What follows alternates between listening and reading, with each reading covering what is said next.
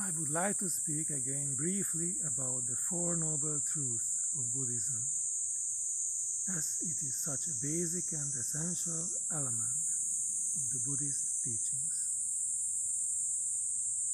To be honest, it would not be an overstatement to say that anyone, regardless of our own religious beliefs, anyone who has just even heard about Buddhism should be familiar with this teaching.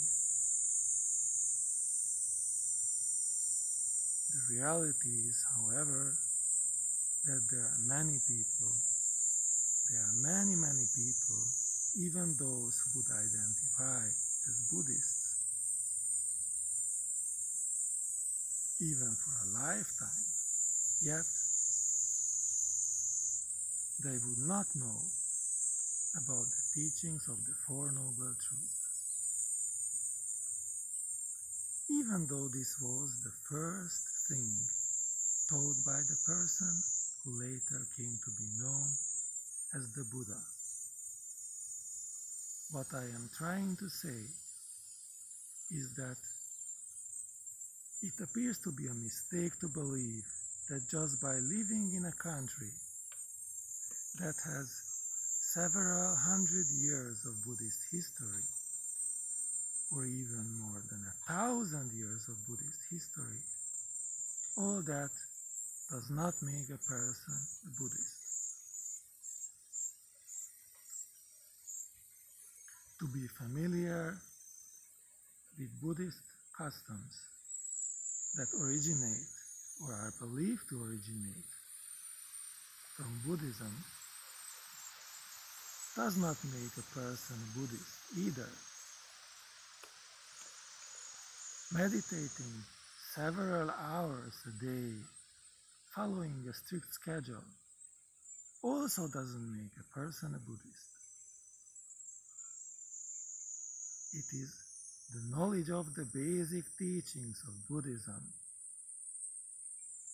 and a continuous effort of trying to put those basics into practice, to live our lives in accordance with those principles.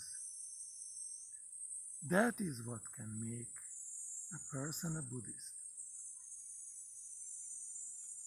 And the most important and fundamental basic of these principles is actually the Four Noble Truths.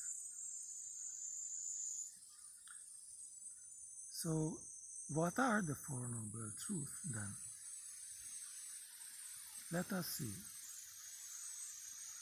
The first Noble Truth is the truth of suffering. The second of the Four Noble Truths is the reason of the suffering, which is craving or desire. What is the third of the Four Noble Truths? The third Noble Truth is the truth of extinction. The word extinction here refers to putting an end to our desires, to the cravings.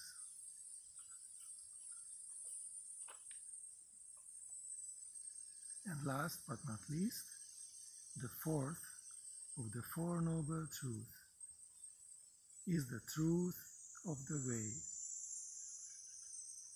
Truth of the way.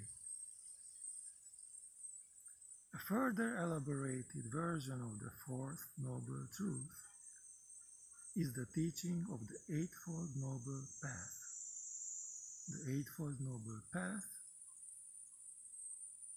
mentions 8 aspects of our lives that need to be correct so that we can succeed in putting an end to the sufferings.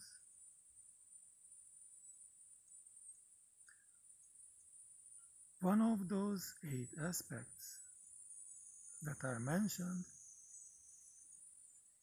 is correct meditation. That is the actual reason why we meditate. That is the reason why meditation is part of a Buddhist practitioner's routine. It comes for the Fourth Noble Truth. In case we write those 8 aspects with Chinese characters, the one that stands for correct meditation is the same one that is pronounced as Zen in Japanese, or Son in Korean, or Chan in Chinese. Having talked about the Four Noble Truth and briefly touched upon the Noble Eightfold Path, let us move on to a slightly more practical part.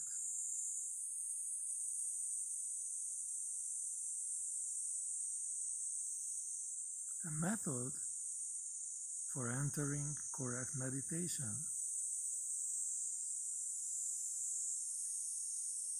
is raising and keeping a question while we sit in silence. And the question I've been suggesting so far is a question that directs us to discover for ourselves what a cat is beyond and before it is called a cat,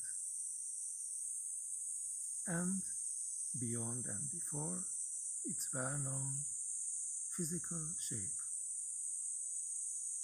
What is that thing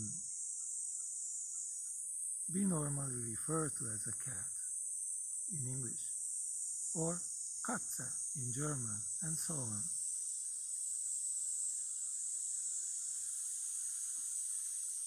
Let us spend at least a minute right here and right now, and let us look into the depth of this seemingly simple question. What on earth is that cat called thing? Let us meditate while trying to figure out what this question is pointing at. What is that cat called thing? What is it?